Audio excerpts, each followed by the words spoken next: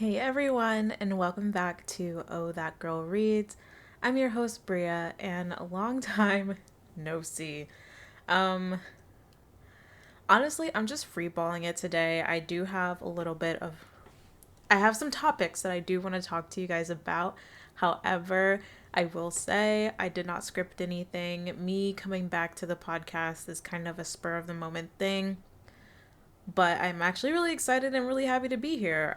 I haven't filmed anything or created anything for the podcast or for Oh That Girl Reads in such a long time. And honestly, it's just because it was really stressful for a bit. If you didn't know, my little sister was in and out of the hospital for like 2 weeks straight. And, I don't want to get into her like whole medical thing, but it just kind of made it really difficult for me to want to engage back in this space. I was really excited because I had some amazing people lined up as guests on the podcast, but I think managing everything and I think just planning everything out and having to go through different schedules and things like that and making sure that everybody's okay and making sure that I'm formulating things correctly. I don't think I had the energy to do so. I'm going to be solo dolo still for a while. But hopefully those people who were gracious enough to even offer me their time will be gracious enough to offer it to me again. And hopefully I'll be in a place where I could really do an interview with them justice. But anyway, all that to say is that while I was gone, I feel like the internet has exploded in terms of like new shows coming out, book adaptations. Like there's just like so much shit happening. But the one adaptation that I kind of want to talk about right now, it's very popular. You guys probably already know what it is, but it is the Queen Charlotte spin-off of Bridgerton. And me and Brooke watched it together. And I have to say, it's a toss-up for me. It's a toss-up between the second season of Bridgerton and Queen Charlotte in terms of which one I like more. I feel like Queen Charlotte definitely has like a darker tone to it. Just the way it's filmed, the subject matter, everything. It's a little bit darker, but I still very much enjoyed it. I felt like I wish I had a little bit more history in terms of like the ton getting used to desegregating, I guess. And it almost kind of seemed like, I get it, they only have so many episodes. I think this Queen Charlotte was only about 6 episodes and they were all about an hour 15. Um, so I get that they didn't have like as much time they might have wanted in order to kind of delve deeper into the whole like race dynamic and everything. But I think they did a really sick job when it came to the romance between Queen Charlotte and George. But despite it like being a pretty exciting love story, it's not without its issues. Okay, so a little backstory. I attempted to read Julia Quinn's Bridgerton series, and let me tell you, that shit's dry. That shit's dry. Okay. I know there's plenty of fans, but I don't know. It's something about Julia Quinn's writing style that just does not do it for me. And I tried so hard to get into it because I wanted to do a compare and contrast of Colin and Penelope's story. I think I might have to do that audiobook style and like listen to it because I I kid you not, I cannot like sit through that with my eyeballs and do all that work to, you know, actually read the book with my own two eyeballs. I'm gonna have to read the book with my ears because I can. The writing style is just kind of dry for me. It doesn't do it for me. That being said, by now, that Queen Charlotte got its own book adaptation. And that was kind of a collaboration of Julia Quinn and Shonda Rhimes, where it seems that Julia Quinn just takes Shonda Rhimes' script and she just adds a little bit more detail to it, and they spit out this book.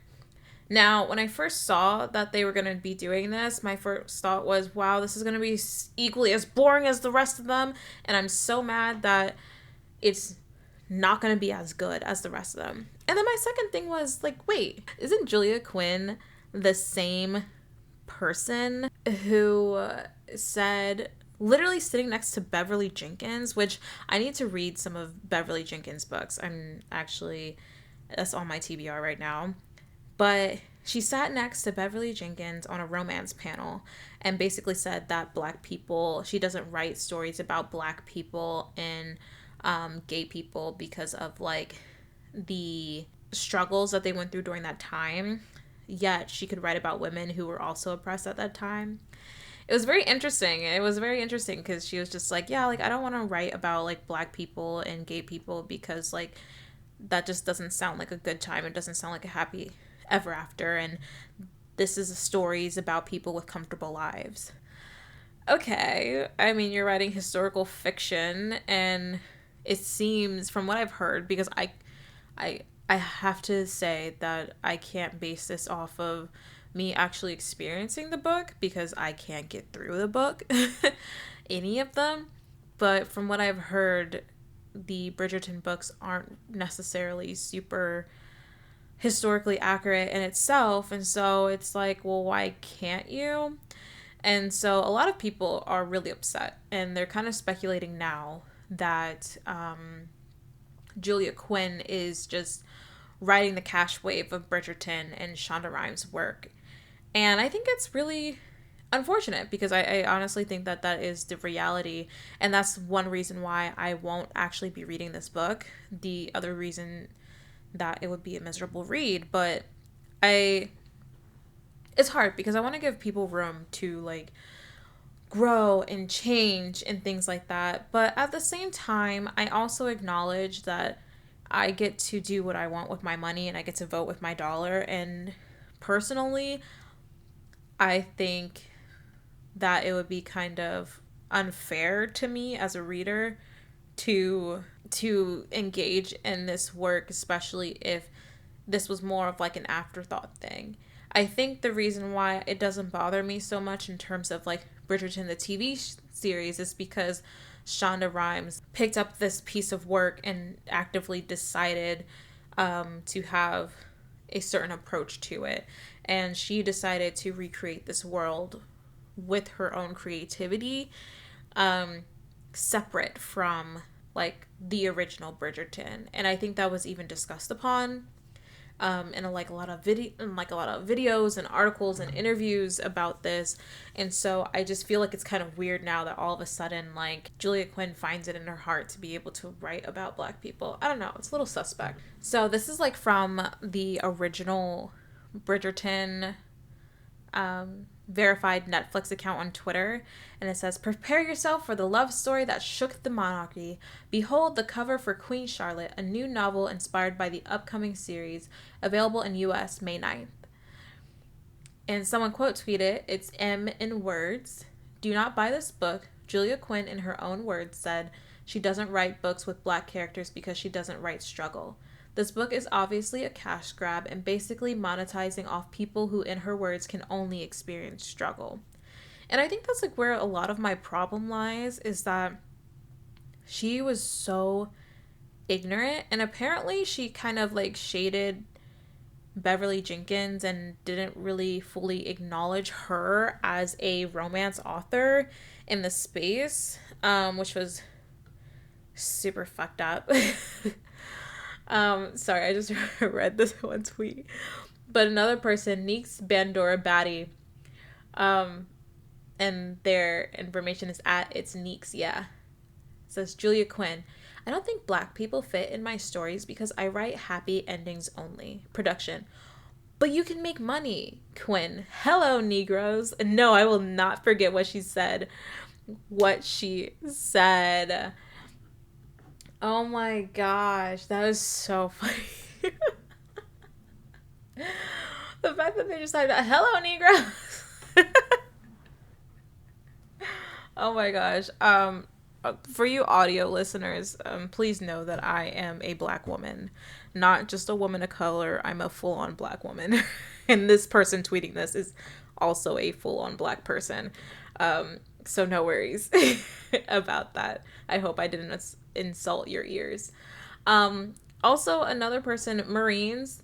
My name is Marines. She is one of my favorite book creators. I actually started watching her when I was an undergrad, and I actually cited her for one of my papers. I think I've talked to you guys about that before, but she has always the most intelligent and critical things to say, and she's one of those people who have shown me that when it comes to reading and when it comes to enjoying books, you can enjoy things and you can be critical about them at the same time.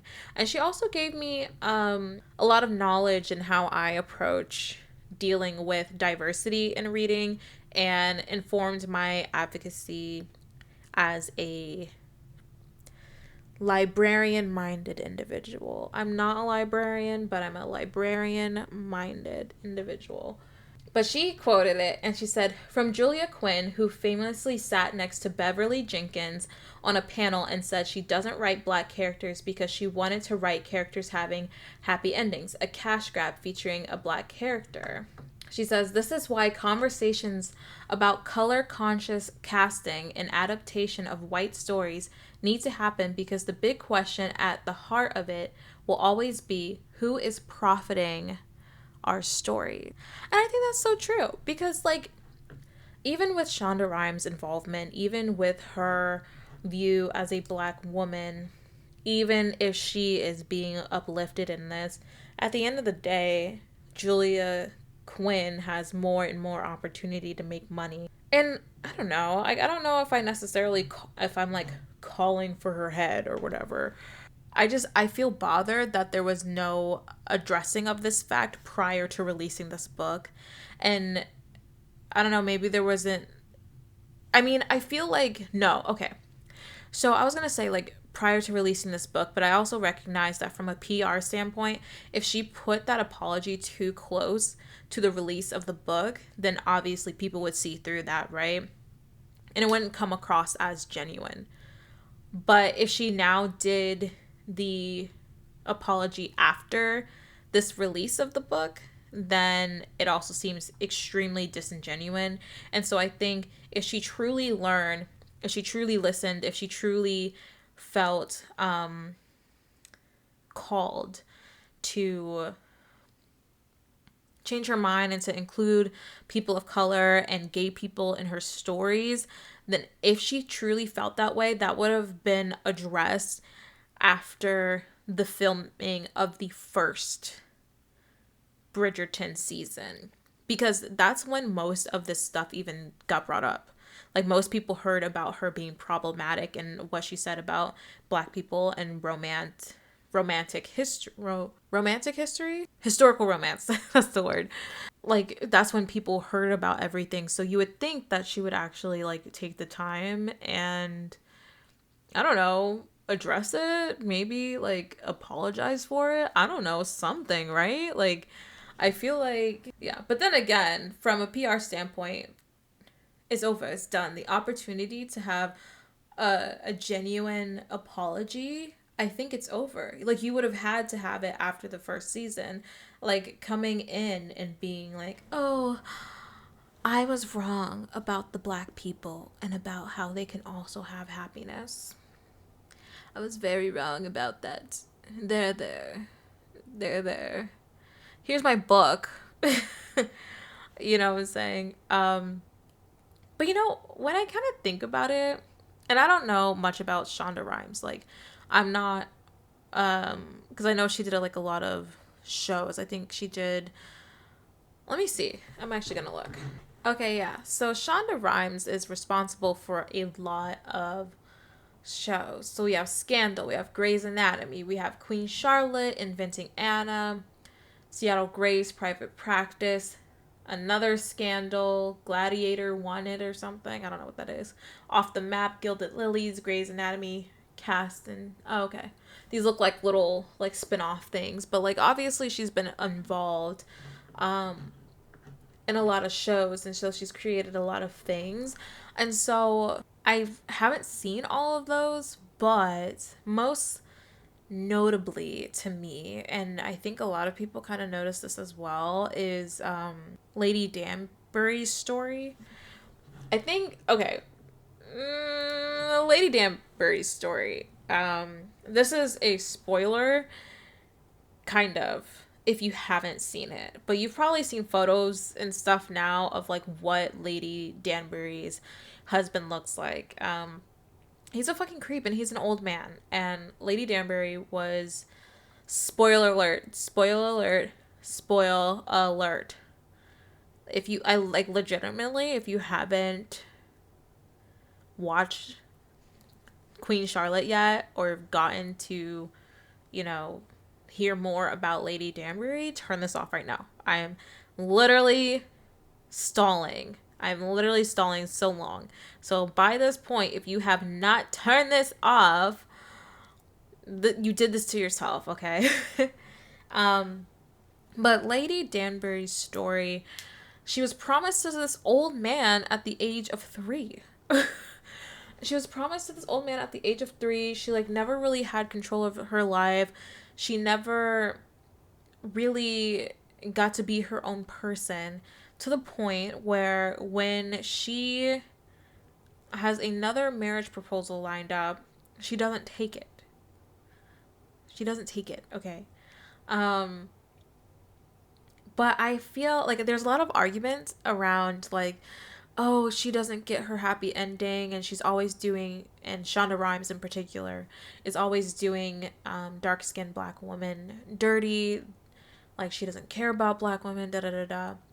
But to be honest, I think that Lady Danbury's story is one of the most iconic romance stories in Bridgerton.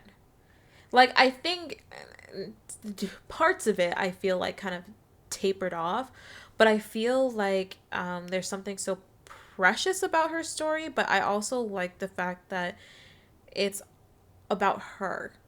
You know, it's about her journey and her journey into being a spinster, but she's a lady now. She has like all this control. Like she's gained so much power. She gets to grow into being her own person. She starts wearing her own colors. She's smiling more. She's forming an identity. She doesn't have to perform sexual acts that she doesn't want to. Like, I feel like Lady Danbury's story is probably the most historically accurate version of a romance within Julia Quinn's universe of Bridgerton. I mean, I guess technically that's not Julia Quinn's version of Bridgerton, but honestly, like if I think about it, like this was the best one, you know? And so I don't necessarily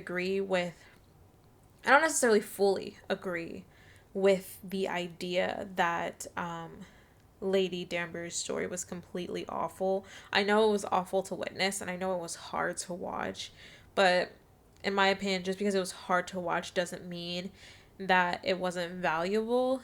And I think it explains a lot of her character a lot. And I think that's also kind of like what I did enjoy about Queen Charlotte, though, was the fact that like you got insight onto these really stuffy characters. Like you see like Queen Charlotte in present day of the Bridgerton timeline roasting the shit out of her kids, right? And you're like, dang, like why is she such an unaffectionate person? But then you see like her backstory and how love came after duty, and how very like straightforward she was, like what she faced and things like that. And so all in all, I think it was a good series. But yeah, like this Queen Charlotte book, heck no. I saw it in Barnes and Nobles the other day, and I was like, I picked it up and I opened it. It was $30. You are not getting $30 out of me for that. Are you kidding me? $30 after you never apologized, after you said a bunch of stuff, after you basically what? Like, no, you're not getting. Oh, no. You're not getting my $30. $30? And you have the nerve to release it in hardback? I know that technically was not your fault. That's the publishing industry's fault. It's not your fault, Julia Quinn. I won't blame you for that hardback comment. That was actually really cheap of me. I'm sorry. But yeah, no, you're not getting $30 out of me. Absolutely not. But anyway, what did you guys think about Queen Charlotte? Did you like it? How would you rank it in terms of like the Bridgerton show? Are you going to read the Queen Charlotte book? That kind of sounded judgmental by the way I said it, but I'm not being judgmental. If you decide to read it, you decide to read it. And if you don't, you don't. But yeah, thank you guys for being here and being present with me. If you love this podcast, if you enjoyed this episode, I would love it if you left a rating and a review. If you're on YouTube, I would love if you left me a comment and leave the like, comment, and subscribe. If you haven't already, you can follow me over at Oh That Girl Reads on Instagram. I'm also on TikTok, but I don't really post on there at all. And yeah, thank you again for being here, and it's nice to be back. Bye. So long, everyone, and thank you again for joining me today. I would love to see more of you, so feel free to follow me on Instagram and TikTok at thegarden75th. And if you'd like to see even more book content, you can find my YouTube channel, Bria L, linked in the show notes. Remember, read what you love and DNF the rest. Bye!